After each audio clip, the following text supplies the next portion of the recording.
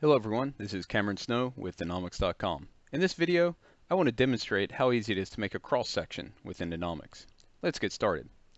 So, I have my petrophysics project open, and I'd like to see a cross-section of my wells. To do this, I have a few options.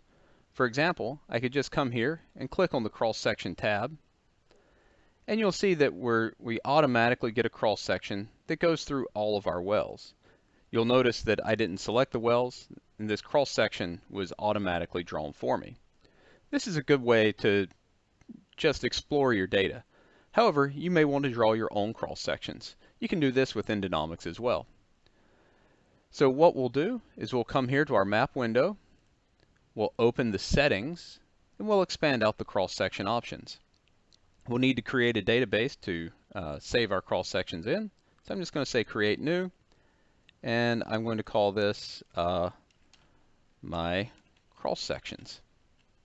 I'm going to hit OK.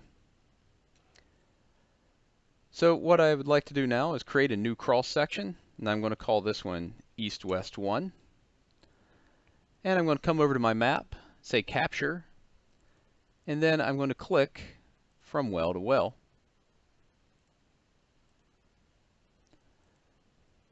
You'll notice that as I do this, the cross section is drawing in real time. I'm going to say cancel capture. Now I'm going to come over here and I want to flatten on my formation of interest in this case, which is the Parkman formation. I can zoom in on my cross section using the middle mouse button, or I can zoom to my area of interest using the highlighter on the depth track. Okay, let's say I want to create another cross section. Well, how do I do this? I can just come over here, click new. I'm going to call this North-South 1. I'm going to right click again and say capture to North-South 1. I can come through here and I can select the data points that I'm interested in. Once again, to finish up, I just say cancel capture, and I see that my cross section has drawn over here in the cross section panel. If I want to see all of my cross sections that are available, I can click all. You'll notice that as I scroll along, we see that the highlighted red portion follows us. And of course, you know, what is it you'd like to do in a cross section? Well, you'd also like to pick tops. We can do that as well. So I can come in, and if I hover over a top, I can move that top as need be. And I can also create new tops. So for example here, I'm going to add a new top. Select new formation. I'm going to call this upper in this case.